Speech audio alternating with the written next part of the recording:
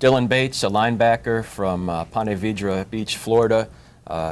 We've said it a lot, another player with family ties to UT, and another early commitment from last summer that the Vols have held on to throughout this time. Yeah, and like you said, a guy that Tennessee fans have had their sights set on for a long time, because his dad being Bill Bates, the former Tennessee safety who played for years for the Dallas Cowboys, and is thought of as kind of a legend around Knoxville, being from Farragut and playing at Farragut High School. So he spent a lot of time growing up around Tennessee's program, and I think early on it was kind of thought that he would probably end up there, but it wasn't really thought of as much of a certainty until he kind of got in and got a better feel for Butch Jones's staff. But I think from early on, after he met Butch Jones and Tennessee staff for the first time, the new staff, I think it was pretty obvious for a while before he committed that he was probably going to end up at Tennessee. Another top 100 type prospect linebacker, a guy who's obviously at a position of need, with Tennessee having added several linebackers in this class, and for them to